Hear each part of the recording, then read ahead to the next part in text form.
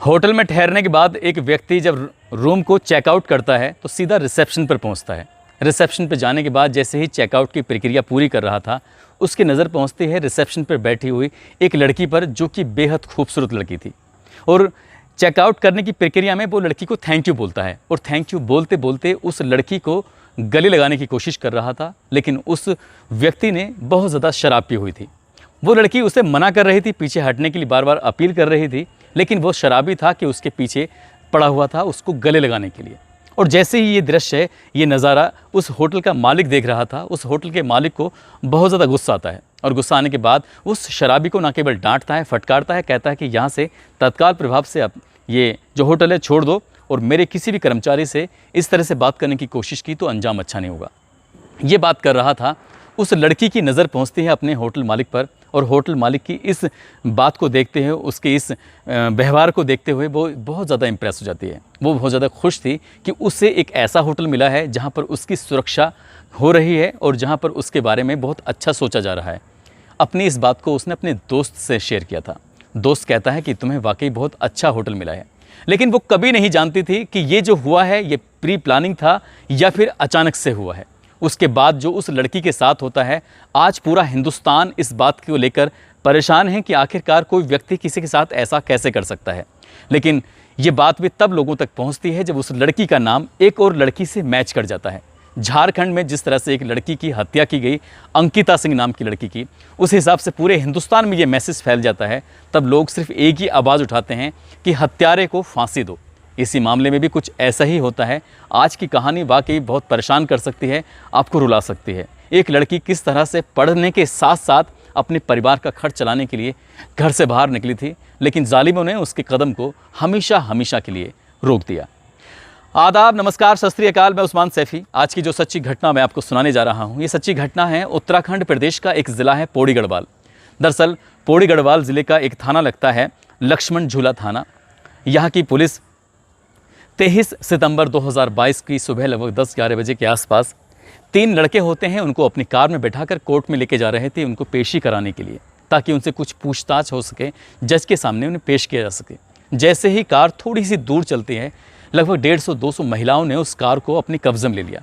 और कार को कब्जे में लेने के बाद उन पुलिस वालों पर कुछ हमलावर हो जाते हैं पब्लिक, और हमलावर होने के बाद पुलिस वाले किसी तरह से अपनी जान बचाते हैं और वहाँ से अलग हो जाते हैं। इसके बाद उन महिलाओं ने उस गाड़ी को तोड़फोड़ दिया, और साथ ही जो उस गाड़ी के अंदर बैठे हुए 3 लड़के थे, उनके साथ जो मारपीट करते हैं, उनके तन पर एक भी कपड़ा नहीं रहता और वो निर्वस्त्र हो जाते हैं। और ये फ़ोटोग्राफ्स, ये चीज़ें जब सोशल मीडिया पर वायरल होती हैं तो वाकई अपने आप में तूफ़ान सा आ जाता है, और इस तूफ़ान में कई लोग बह जाते हैं, उड़ जाते हैं। दरअसल फिर पुलिस मौके पर आती है और भारी संख्या में पुलिस वाले आने के बाद उन तीनों लड़कों को बचाते हैं। और बचाने के बाद जब ये पूछताछ की जाती है कि आखिरकार ये 3 लड़के कौन थे, तो 3 लड़कों में एक नाम आता है पुलकित आर्य, जो कि वंत्रा रिजॉर्ट का मालिक होता है, और एक उसका मैनेजर होता है अंकित, और तीसरा होता है सौरभ भास्कर। लेकिन पुलकित आर्य है, वो कोई छोटा मोटा आदमी नहीं था, वो बहुत बड़े घर का लड़का है, जिसके पापा एक विनोद आर्य हैं, जो कि पूर्व मंत्री हैं। उनका सगा भाई अंकित आर्य, जो कि ओबीसी आयोग का अध्यक्ष है, उपाध्यक्ष। अब इतना बड़े आदमी का नाम जब सामने आता है तो जाहिर सी बात है सोशल मीडिया पर ये खबर बहुत तेज़ी के साथ तैरने लगती है, जाने लगती है, और लोगों के दिमाग में सिर्फ एक ही बात थी कि हत्यारों को फांसी दी जाए।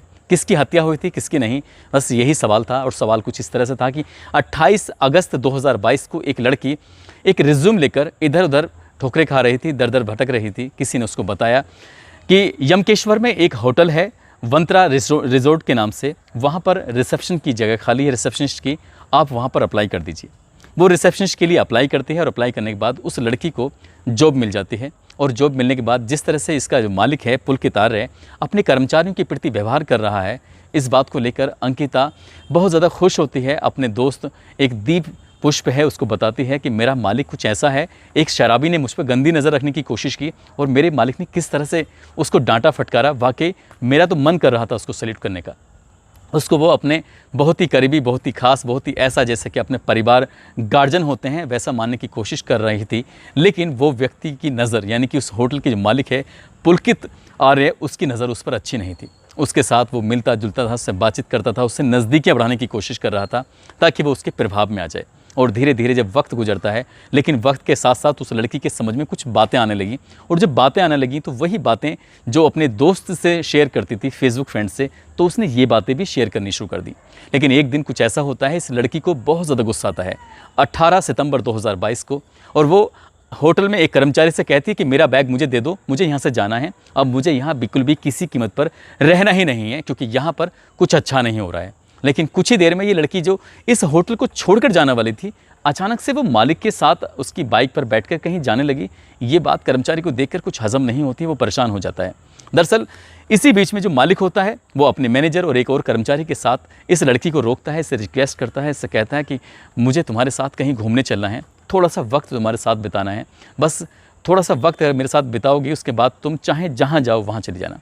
18 सितंबर की शाम को उस लड़की को ये 4 लोग, यानी 3 लोग, उसका मैनेजर, उसका एक कर्मचारी और साथ में इसका मालिक लेकर चले जाते हैं, और एक ऐसी जगह पर जहाँ पर थोड़ा सुनसान इलाका है, नहर का किनारा है, बैराज है, वहाँ जाकर ये बातचीत कर रहे थे। और बातचीत करने के बाद उस लड़की ने ज़िद पकड़ ली कि मैं तुम्हारी सारी की सारी पोल पट्टी खोल दूँगी, जिस तरह के तुम काम मुझसे कराना चाहते हो ये बिल्कुल भी अच्छा नहीं है। लेकिन ये बात करने से पहले वो अपने दोस्त को फ़ोन कर चुकी थी, मैं वहाँ जा रही हूँ बैराज के पास और उनसे बात कर रही हूँ, मैं फंस चुकी हूँ बुरी तरह से, बस इतना कहना था कि मैं फंस चुकी हूँ।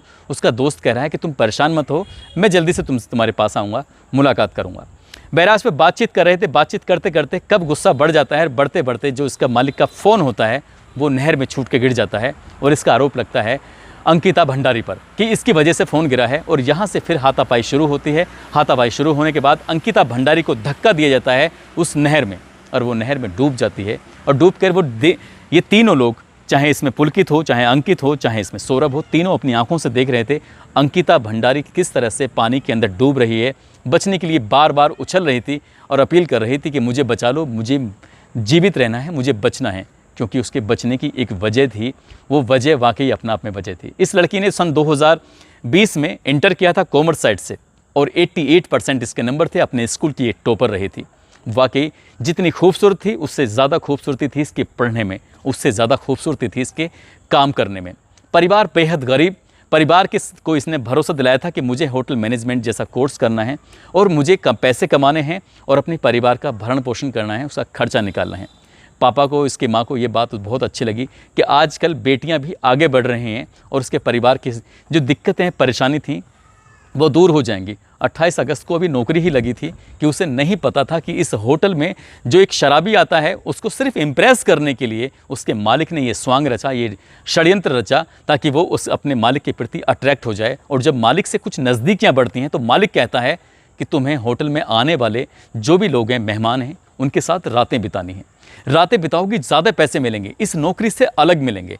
और हर दिन कोई ना कोई आता है, बड़ी बड़ी पार्टियाँ आती हैं, अगर बड़ी बड़ी पार्टियों के साथ आप बैठकर उनके साथ रात बिताओगी तो कितना अच्छा रहेगा, मुंह मांगी कीमत मिलेगी, तुम जो बहुत ज़्यादा खूबसूरत हो। लेकिन ये लड़की अंकिता भंडारी इस बात को लेकर बिल्कुल भी तैयार नहीं। उसने कहा कि चाहे कुछ भी हो जाए मुझे यहाँ नहीं रहना है। इसलिए उसने 18 सितंबर को यहाँ से हमेशा हमेशा के लिए जाने का फ़ैसला कर लिया था। उसने अपने दोस्त को यही बात बताई थी, लेकिन बैराज पर उसके साथ कुछ और होने वाला था। उसे गिर जाती है, उसको हमेशा के लिए ऐसा धक्का दिया जाता है ताकि वहाँ से लौटकर कभी वापस ना आ सके। मर जाते ही यहाँ आने के वहाँ से वो तीनों वापस लौट कर आते हैं और आने के बाद आराम से सो जाते हैं। और जिस तरह से वो नाटक कर रहे थे, अपने कर्मचारियों को बाकी बताने की कोशिश कर रहे थे कि अंकिता भी हमारे साथ आई है, वो अपने कमरे में सोई हुई है, लेकिन उसके दोस्त दीप पुष्प, जो कि उसका फेसबुक का फ्रेंड था, जो कि जम्मू में रहकर नौकरी करता था, वो फ़ोन कर अपने दोस्त से पूछने की कोशिश कर रहा था, लेकिन उसका नंबर बंद आता है। रात के 8:30 बज चुके थे। तब वो मालिक को फ़ोन करता है, पुल के तारे से कहता है कि मेरी दोस्त से बात नहीं हो पा रही है, उससे बात करा दो। तो कहता है कि उसका नंबर स्विच ऑफ है, वो जाकर अपने कमरे में सो गई है, सुबह आराम से बात कर लेना। लेकिन वो परेशान था, रात भर छटपटाता रहा दीप पुष्प। और अगले ही दिन जब निकलता है तो मैनेजर को फ़ोन करके कहता है कि मेरी अंकिता भंडारी से बात करा दीजिए, मुझे बहुत ज़्यादा चिंता हो रही है, परेशानी हो रही है। तो उसका मैनेजर कहता है, जो यमकेश्वर में वंत्रा रिजोर्ट है, उसका मैनेजर, वो कहता है कि वो जिम करने के लिए गई है, जब आ जाएगी तो वापस बात करा देंगे। लेकिन कुछ ही देर के बाद वो उसके दोस्त दीप पुष्प फ़ोन करके कहता है कि वो तो गायब हो गई है, वो तो यहाँ है ही नहीं, हमने उसको चारों तरफ ढूंढ लिया, इधर उधर तलाश कर रहे हैं, लेकिन वो मिल ही नहीं रही है। इसके बाद वो नाटकीय अंदाज में सीधा पहुँचते हैं पुलिस स्टेशन और वहाँ जाने के बाद कहते हैं कि हमारे यहाँ पर रिसेप्शन पे काम करने वाली एक रिसेप्शनिस्ट अंकिता भंडारी अचानक से गायब हो गई है, उसका किसी ने अपहरण कर लिया है। जब वो जाता है, क्योंकि उसके पिता, उसका भाई बड़े रसूखदार व्यक्ति हैं, वहाँ जाकर उन्हें नाश्ता कराया जाता है। पुलिस वाले उनकी आओ भगत में लग जाते हैं। अगले ही दिन 19 सितंबर को उसके परिवार के लोगों को पता चलता है, पिता को पता चलता है कि उनकी बेटी गायब हो चुकी है। पिता जब बार बार चौकी थाने के चक्कर काट रहा है तो उसको डांट कर फटकार कर भगा दिया जा रहा था, और जो असली मुलजिम थे, हत्यारे थे, उनके साथ ऐसा व्यवहार किया जा रहा जैसे मेहमान थे, क्योंकि उसके पिता की, उसके भाई की उस सरकार में जो बड़ी रसूख वाली बात थी इसलिए। लेकिन ये बात जब सोशल मीडिया पर वायरल होनी शुरू होती है, क्योंकि इसका नाम अंकिता भंडारी था और झारखंड के रहने वाली अंकिता सिंह, अभी हाल ही में उसकी मौत हुई थी, तो लोगों ने ये कहना शुरू कर दिया कि अंकिता सिंह को तो इंसाफ मिल जाएगा, लेकिन अंकिता भंडारी को कौन इंसाफ दिलाएगा। तब जब सोशल मीडिया पर एक तूफान आता है, एक बहुत बड़ा जलजला आता है, तब उसमें कई लोग बहने शुरू हो जाते हैं। तो सबसे पहले इस होटल का मालिक था पुलकित आर्य, वो भी बह जाता है, अंकित और सौरभ। जब पुलिस वाले इनको पकड़ते हैं, पूछताछ करते हैं, तब ये बात सामने आती है कि अंकिता भंडारी से वेश्यावृत्ति कराने के लिए होटल में आने वाले जो मेहमान थे उनके साथ रातें बिताने के लिए उन्हें ज़बरदस्ती प्रेशराइज़ किया जा रहा था, और उस लड़की ने साफ इनकार कर दिया।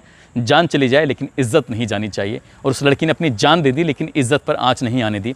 जब पुलिस वाले इन्हें लेके जा रहे थे कोर्ट में पेश करने के लिए, तब वहाँ पर हंगामा शुरू होता है, और हंगामा शुरू होने के बाद पूरे शहर में न केवल रोड जाम होते हैं, मार्केट बंद हो जाते हैं, बल्कि महिलाओं ने इनकी गाड़ी पर हमला करके जिस तरह का सबक सिखाया, वो सबक शायद पूरा हिंदुस्तान याद रखेगा कि अपराधियों के साथ ऐसा ही सलूक होना चाहिए।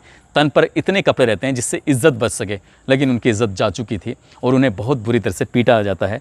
इस मामले की जाँच SIT से कराई जाती है। साथ ही जब उत्तराखंड के मुख्यमंत्री पुष्कर धामी को पता चलता है कि ये अपराध करने वाले कोई और नहीं, उनकी पार्टी से जुड़े हुए कुछ लोग हैं, तो उसके पिता और उसके भाई को भी पार्टी से हमेशा हमेशा के लिए निष्कासित कर दिया जाता है। उनके पद भी छीन लिए जाते हैं और SIT से जांच कराई जाती है। कोशिश की जा रही है कि इस मामले में कम से कम समय में रिजल्ट आना चाहिए। उत्तराखंड पूरा उबल रहा है, इस अपराधियों को फांसी की सज़ा देने की मांग कर रहा है। हम भी अपनी वीडियो के माध्यम से ये मांग करते हैं कि इन अपराधियों को सज़ा मिले। साथ ही जब पुलिस वालों ने इसकी लाश को तलाश करने की कोशिश की, जब इनसे बातचीत करने की कोशिश की, तो इन्होंने इधर उधर की बातें बताने की कोशिश की, लेकिन कई कड़ी मशक्क़त के बाद आखिरकार उन्होंने बताया कि हमने उसको धक्का दिया था। तब कहीं जाकर 24 सितंबर 2022 की सुबह 7 बजे के आसपास चिल्ला नहर में उसकी लाश मिल जाती है, और जब लाश मिलती है परिवार वाले पहचान लेते हैं। उसके बाद ऋषिकेश के एम्स में उसकी पोस्टमार्टम कराया जा रहा है, और पोस्टमार्टम होने के बाद ही पता चल सकेगा कि आखिरकार उसके साथ किसी ने गंदा काम तो नहीं किया था, आखिरकार उसके साथ उसकी हत्या से पहले कुछ और तो नहीं हुआ था। बहुत सारे राज हैं जो पोस्टमार्टम में अभी दबे हुए हैं, बहुत सारे राज हैं अभी जो SIT को खोलने हैं, बहुत सारी बातें हैं जो भी इस होटल में दबी हुई थी। इसलिए मुख्यमंत्री के आदेश पर 23 सितंबर की रात को जब बुलडोजर चलता है और इस रिसोर्ट का, बंतरा रिसोर्ट का जब तहस नहस कर दिया जाता है, तो पूरे उत्तराखंड नहीं पूरे भारत में ये मैसेज फैल जाता है कि किसी भी बेटी के साथ अगर गलत नज़र रखोगे, ईंट से ईंट आपकी गिरा दी जाएगी, ईंट से आपकी ईंट बजा दी जाएगी, चाहे वो किसी भी पार्टी का, किसी भी बड़े से बड़े नेता क्यों ना हो। दोस्तों, इस घटनाक्रम को सुनाने का उद्देश्य किसी को परेशान करना नहीं है, किसी का दिल दुखाना नहीं है, बल्कि आपको जागरूक करना है, आपको सचेत करना है। यदि आपके साथ या आपकी बहन बेटी के साथ या किसी महिला के साथ किसी होटल में ऐसा हो रहा है, तो उन्हें मौका पाते ही या तो पुलिस का सहारा लेना चाहिए या फिर वहाँ से अलग जाकर अपनी जान बचानी चाहिए, क्योंकि जो लोग इस तरह के काम कराते हैं वो वाकई क्रिमिनल माइंडेड होते हैं, और इसलिए उन्हें पता था कि उनकी होटल की पोल खुलने वाली है, इसलिए उस लड़की को वहाँ से जाने ही नहीं दिया। इसलिए उस लड़की की हत्या की पूर्व में स्क्रिप्ट लिखी जा चुकी थी, उसे मारना ही था। हालांकि अब ये कोर्ट या पुलिस का तय करना बाकी है, और जो तय हो जाएगा तो उसके बाद दूध का दूध पानी का पानी हो जाएगा। दोस्तों, अपना ख्याल रखें, सुरक्षित रहें। जय हिंद, जय भारत।